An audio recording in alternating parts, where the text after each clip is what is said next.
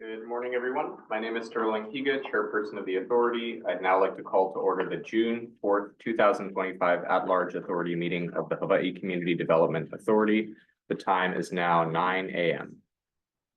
Thank you, Chair. In accordance with section 92-3.7 Hawaii Revised Statutes, the Hawaii Community Development Authority is holding today's at-large board meeting virtually on Zoom. Zoom link details were included on the meeting agenda. Therefore, members of the public are welcome to join us on Zoom and also at our physical meeting site at the American Brewery Building, 547 Queen Street, second floor boardroom. The HCDA communications staff is hosting this meeting. Once this meeting begins, everyone will be muted for clearer audio. Board members, if you have any comments or questions, please unmute yourselves to speak.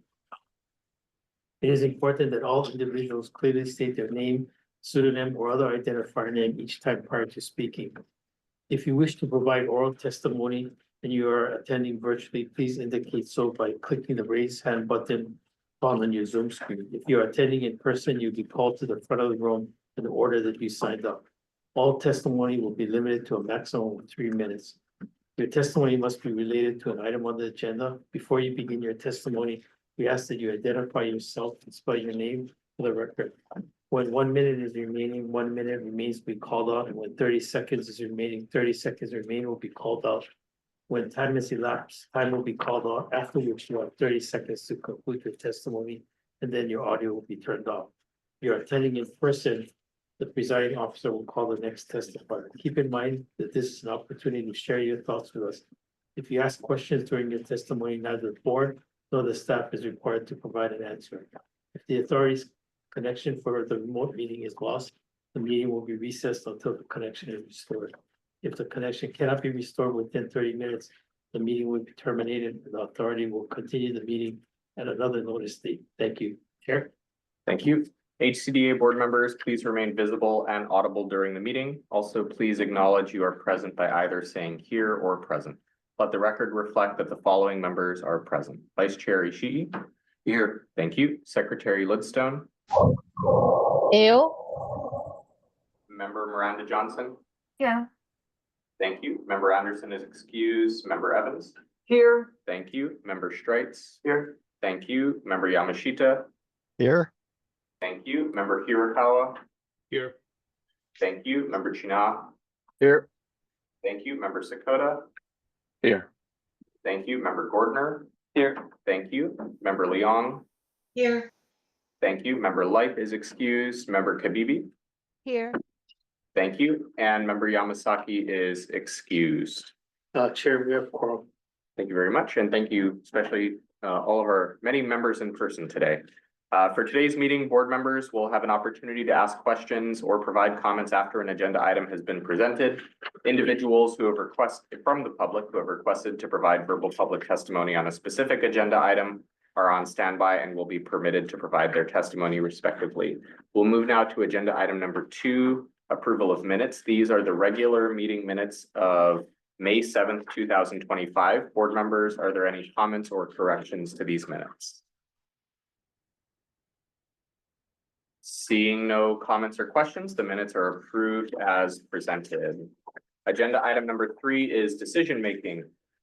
To consider adopting the recommendations of the report of the Permitted Interaction Group established at the March 5th, 2025 at-large board meeting for the purpose of 1, conducting the Executive Director's annual performance review, and 2, establishing the Executive Director's new 1, 3, and 5-year goals, and accordingly amend the agency strategic plan adopted by the authority at its June 5th, 2024 General Authority meeting. Mr. Craig Nakamoto, Executive Director, will now present the update. Thank you, Chair. Thank you, board members. The PIGS Permitted Interaction Group's report is contained in tab 2 of your packet. It contains the recommendations of the Permitted Interaction Group on my evaluation for the review period from June 2024 to May 2025. It also includes the revised strategic plan for the upcoming year. The PIG recommended an outstanding and exceptional performance for the review period. and a compensation adjustment increase of 15%. The 15% increase is in alignment with the Commission on Salaries report and recommendations to the 2025 legislature dated March 13, 2025, which is also attached as an attachment to the PIG report. Thank you, Chair. Great. Thank you, Director Nakamoto. Members, do we have any questions or comments?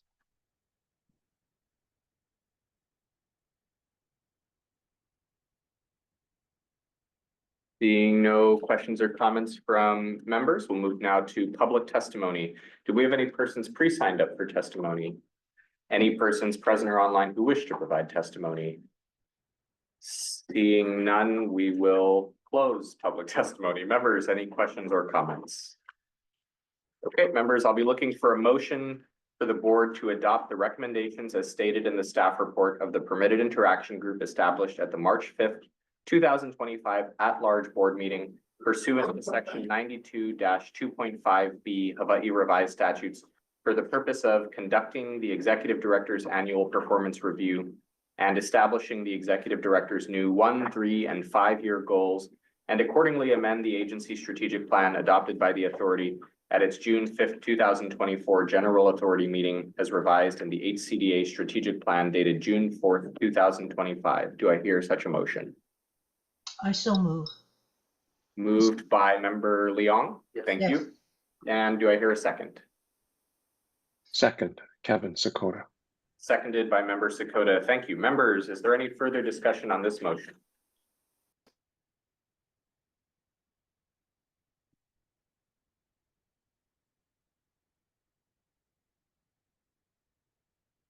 Seeing none, I'll ask Craig to take the roll call vote.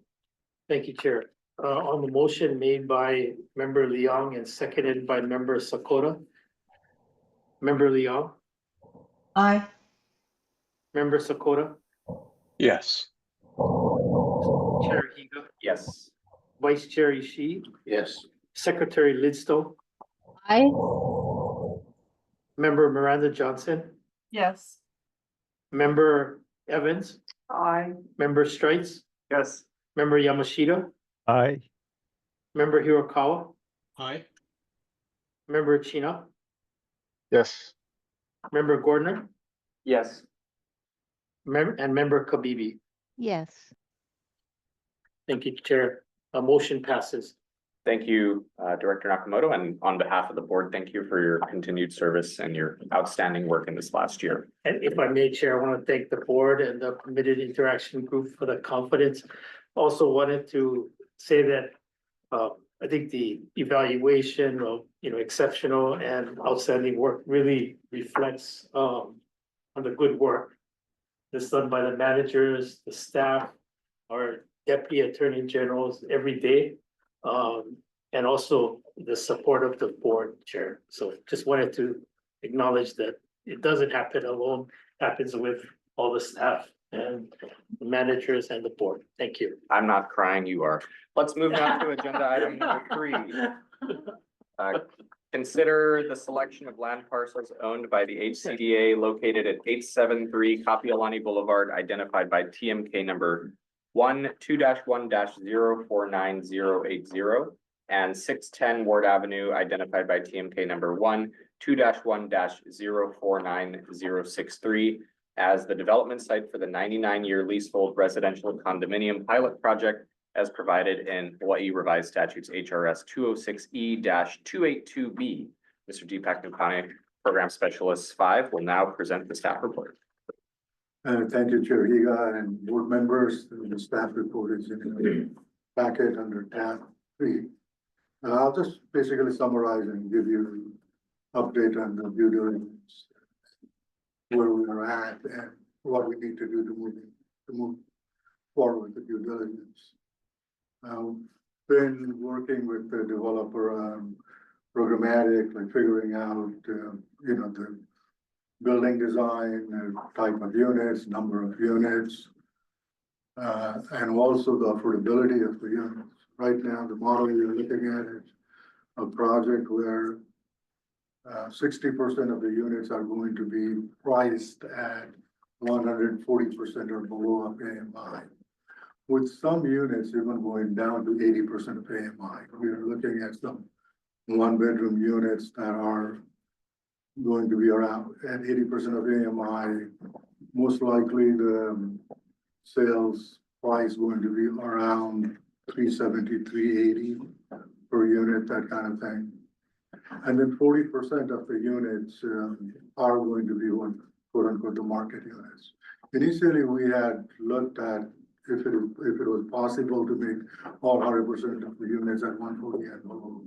But because of the cost and, that was very challenging. So we had to kind of come up with a compromise and 60% and of the units at or below 140%.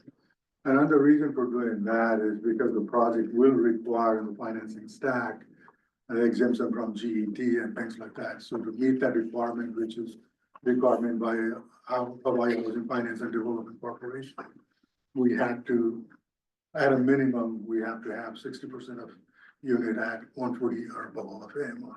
So that's where we are at.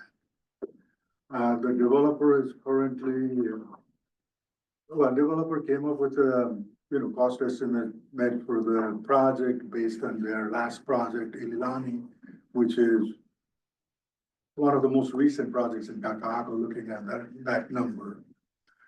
But given that,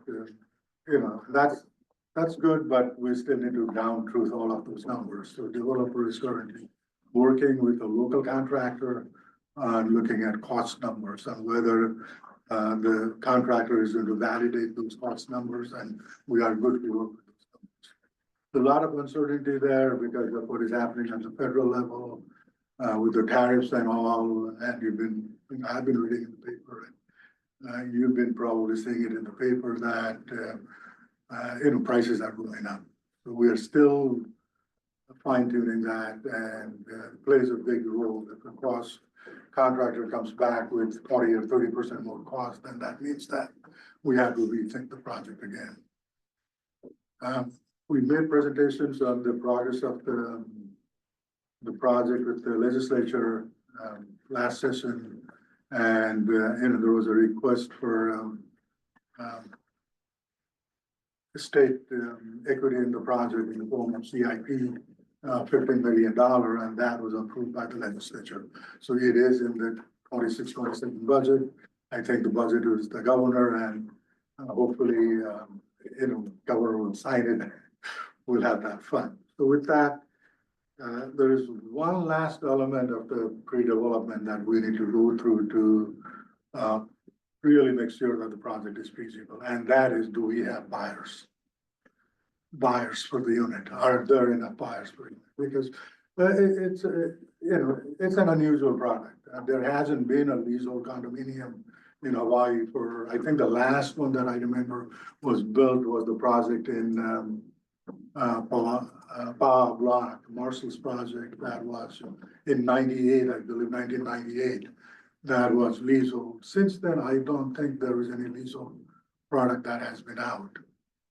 The developer has, they engaged a real estate expert, and they have gone through analysis of pricing and things like that, and look at what kind of discount may be needed for the product to make the product more attractive. And the pricing was based on all of those concepts. And I'm looking to come before the board next month, possibly to present all the financials and all the works that we have done to the board. For now, moving forward, now we are at a point where we need to complete the condominium registration documents and then go out to the real estate commission to have the condominium registration completed. And for that, we need a site for the project. We need a site. Right now, it's mostly been conceptual. We have used some of the sites as conceptual and all, and I have included all the site analysis that we did as part of the process. So we need to have a site so we can complete the condominium registration document, and we can go for pre-sale.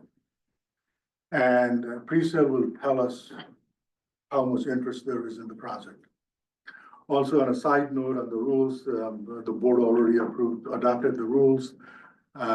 It went to the governor's office for signature, but there were some editing issues, and it has come back, and I'm working on that, completing the editing issue. I need to go back again to the governor's office for governor's approval of the rules. So the recommendation in front of the board is to select the site that owned by HCDA on the corner of Warren Avenue and Kapiolani as the site for the project. And it's a statutory requirement because the language of the statute says that the site has to be selected by HCDA board. And if you look at the analysis, I mean, I don't want to go through all the analysis of the sites. I think the requirements were that it has to be an urban redevelopment site, as it says, which means that it's defined in the statute as a site that's within 1 mile radius. 1 mile radius of a transit station. And in this, the transit station means that the statute was, looking at train station, basically harbor stations. So, and you may have noticed that all the sites that I had included were within and close proximity, less than 1 mile actually, out of them within quarter mile of the transit station. The second criteria was that it has to be non-ceded land, state-owned or county-owned, with non-ceded land. And some of the sites, not all sites are state-owned in that. Sites are, we looked at some of our county, and for obvious reasons, I think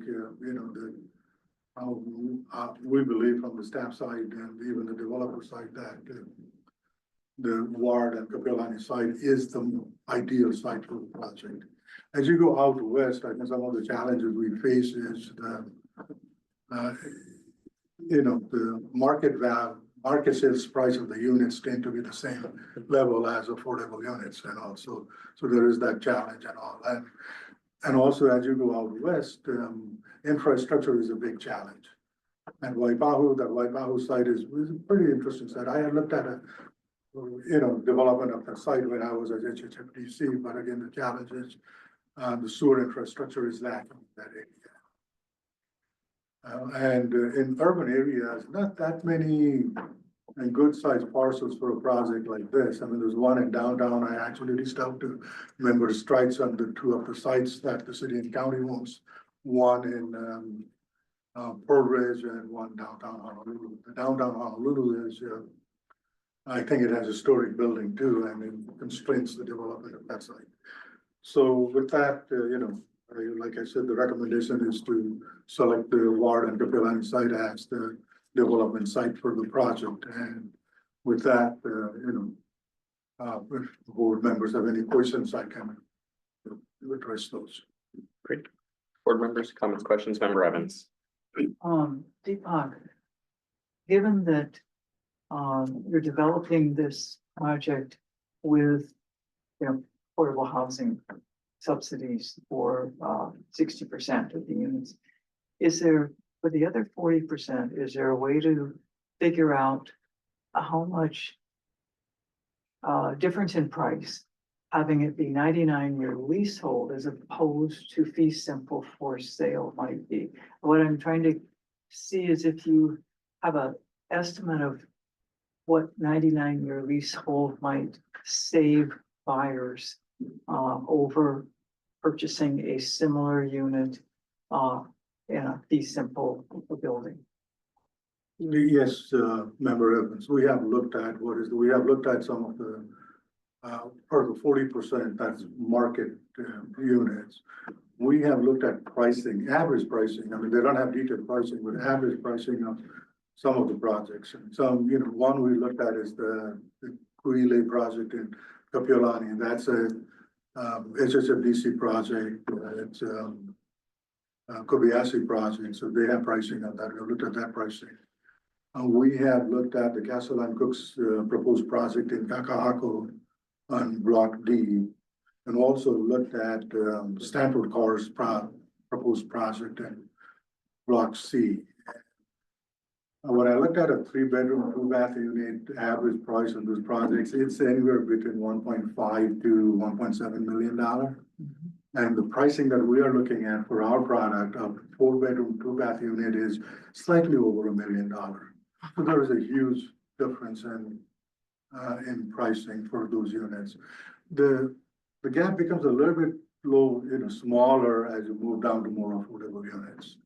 But it's still, there's going to be, a 10 to 20% difference between the product that's out there, which is fee simple product versus the leasehold product. And your market units won't have the kind of requirements that have discouraged buyers in AA, such as shared equity or There's 60% of the units that are affordable They will- because they will have those requirements, because those are HSRDC's requirement. And the project is most likely required to O1H exemption for densities and things like that. And also there's probably on the financing stack, there's probably a need for building unit revolving fund and also GET exemption. So those, and HSFDC has requirements on equity sharing, 10-year owner occupant and that kind of thing. 10-year owner occupant and buyback is not an issue because this product is always owner occupant, it's in perpetuity. For the 40% that's market, if the owner occupancy and then the fact that it can only be sold to another owner occupant is going to be the restriction. That's the only restriction on that. Okay, thank you very much. Thank you, Chair. We don't know what the effect of those restrictions are going to be. We'll find out when we go to pre-sale. Thank you, Member Evans. Members, any other comments or questions? Did you, Please, Member Gordner. did you mention how many units you anticipate roughly? We are looking at 351 units at this point, yeah. And 60% of those, like 211, I believe, are going to be affordable, like 140 and below. Right now, I mean, I'm looking at product, I mean, both Castle and Cook and Stanford Cars product, their affordability starts at 140% of AMI and above. This product, we are going down to 80% of AMI and all the way to 140 plus. On the market side too, we're kind of capping market at about 170 around there. So. Members, comments or questions? Member Gordner. If I may, do have a couple more.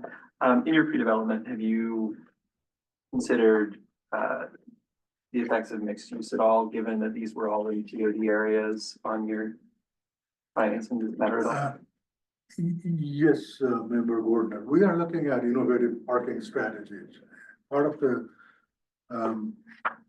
way that, the way we are looking at it, since the state is coming in as equity, one of the concepts we are looking at is that because the state is putting in equity, maybe about the range of about $15 million, we are looking at holding onto the parking and the commercial. So HCDA would be the owner of the parking and the commercial in the building. And parking, we are unbundling parking. And the concept is the parking is going to be separate from the unit, and parking, if you own a unit in the building, you are entitled to either 1 or 2 parking, depending on the size of the unit. And you'll be able to lease that parking for a fixed price for the 99-year schedule. Or I shouldn't say fixed price, for a fixed schedule for a 99-year from HCDA. So the revenue from the parking and the commercial will come to HCDA. That's the concept we are working with right now. And if I may, you put a lot of work into, considering several different parcels, and you did mention that, a couple seemed intriguing except for the lack of infrastructure. Will the alternatives be, retained and considered within HCDA for any other purposes? For example, thinking about them in the development plan update in the future. I only mention it because we've talked about, innovative needs to add housing. These are, would be very good places to add housing, and I wouldn't want to see this, the rest of this work go to waste. Yeah, I think, like, give you an example, I think city and county is already working on improving sewer capacity on the west side, right, going. They're working from Honolulu coming upstream actually. And that's going to make some of the sites, particularly the site at, Waipahu site, that's right next to a transit station, so that can be redeveloped. Right now, there's a library and there are other, civic buildings in that, on that site, so they will have to be, reprogrammed or demolished and the new project come up. And that, also some of the sites around Evile, this HCDA is looking at infrastructure in Evile, so particularly the city and county owned site, across from Costco next to the satellite city hall there, and also a parking lot. I've looked at that parking lot, on Honolulu Community College. It's owned by DLNR, but Lewisburg University has a potential development site, and that site would be available in some of those. For this one, because it's a pilot project, it's the first project we are doing, and I think there is risk involved. That's why the focus is more and coming more towards downtown urban Honolulu, because then it's more, how do I say it? It's more attractive, and it's, hopefully easier to sell than if you're out west. And so, but as the transit starts moving downtown and there's a good service and all, some of those parcels will become more viable in the future. My last question, if I may, were there alternate plans for these parcels at Ward and Kapiolani that this is sort of replacing for the agency or not? Okay. Thank you. Chair, if I may. Please. To add to Deepak's comments, I think, and Member Gordon's question, I think.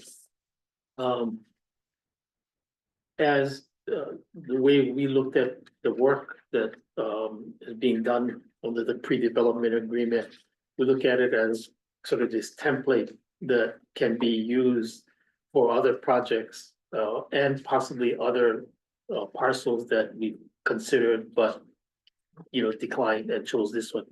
The idea was to come up with a template that could be a model that could be replicated, parcel over parcel in the future. So I think all of the work that's been done for this is definitely usable in the future. Yeah, it can be replicated, I think, and I'll present that next time with the board and the financing. One of the things that we're really working on is coming up with a financing stack that can be replicated for other projects, because let's face it, the biggest challenge is finding the money to get this project built, and we are looking at a combination of commercial construction loan, developer equity, private equity, and DERF, and then state equity packet. And so I'll present all of that to the board next time. Great. And I think one of the legislative packages or bills that we're gonna likely introduce or ask David to introduce is gonna be to maybe remove this as a pilot and then have it go on in the future as a permanent. A regular project, Yeah. so we can just duplicate this and not have to just finish a pilot and say we are done and that's the end of it. That's And up to- all, yeah, and we've been working with HSFDC too on the request for DERF, so we have talked to them, and the idea is that if this works, then the DERF and then the CIP kind of become a revolving fund, so they'll recycle from project to project. Member Hirakawa? Thank you. Maybe my question and with a comment is, going on this sort of track we're on, if these other potential sites are considered for projects, I presume there will be a lot more consultation with the managing or owning agencies, just because I was looking at, some of the DLNR parcels mentioned, I gotta take East Kapolei as an example, with the parcel 97, we definitely want to work with HCDA or HHFDC to, help develop mixed use residential. But like for the parcel 8, the second parcel that was mentioned, we're actually seeking from the county IMX zoning, so I don't think residential would be consistent with that. So I think there's additional issues beyond what's in the, initial report that I think need to be worked out. So I just want to confirm that if this project is successful, we hope it is, and the other potential sites are looked at, that there would be, extensive consultation with the agencies. Yeah, remember here, Carl, I think your comments are noted. And if we get to that point, we will work with the agencies for land, that hold the land. Thank you. Thank you. Members, any other comments or questions? Seeing none, we'll move to public testimony. Do we have any persons pre-signed up for public testimony? Any persons present or online wishing to provide public testimony? Seeing none, we will close public testimony. Members, is there a motion for the board, or sorry, members, any questions or comments? Members, is there a motion for the board to select the land parcel owned by the HCDA located at 873 Kapiolani Boulevard, identified by TMK number 2-1-049080, and 610 Ward Avenue, identified by TMK number 2-1-049063, as the development site for the 99-year leasehold residential condominium pilot project as provided in Hawaii Revised Statutes HRS 206E-282B. Do I hear such a motion? So moved. Moved by Gordner. member Gordner. Thank you. And do I hear a second? Second. Seconded by member Evans. Thank you. Members, is there any further discussion on the motion? If not, I'll ask Deepak to take the roll call vote. Members, the motion been made and seconded on the motion, member Gordner. Member Evans, Aye.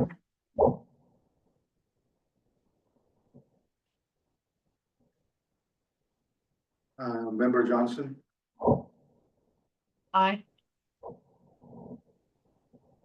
member Strite. Aye. Member Yamashita.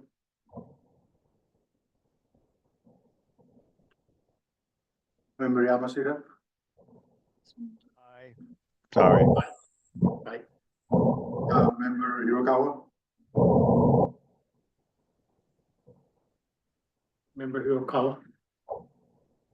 Aye, sorry. member China, Aye. member Sakota, Yes. member Liang, Aye. member Kabibi. Aye.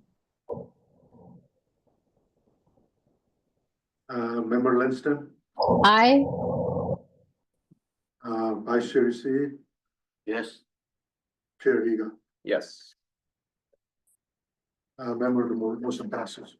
Passes. Thank you. And thank you, Deepak. We'll move now to agenda item number 4, report of the executive director, the monthly report and other status reports, and the monthly financial highlights for April 2025. Executive Director Nakamoto will now provide his monthly report, with Garrett Sasaki, Chief Financial Officer, on standby for any questions from the board members. This is in tab 4 of the packet. Director Nakamoto. Thank you, Chair. So the highlights are in your packet, tab 4. But I also wanted to have the pleasure actually of introducing our new Director of Capital Improvements, Craig McGinnis. He's sitting off to the side. As most of you know, the evolution of the agency is moving from work mostly in the community development districts to project-related work, EOD, capital improvement projects. So the capital improvement department is critical to the future of the agency, as is the new director of capital improvements. It's critical to the future of the agency. So I'm really pleased to introduce Craig McGinnis. He comes to our agency after over 30 years of experience in the private sector and leadership, project management, financial analysis, and real estate development. He's spent some time with Haseko, Hunt, Alexander, and Baldwin. And he brings his really collaborative management style and his problem solving, get it done attitude to the agency. So very much a welcome addition to the management staff. So board members, please join me in welcoming Mr. Craig McGinnis. Thank you. And then if you have any questions on the financials, Garrett's available. Members, any questions or comments?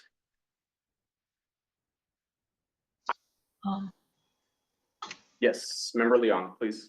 Could we have, for those of us who are not in the room, could we see what he looks like? Oh, sure. That's a good point. I'm gonna ask Craig to come up.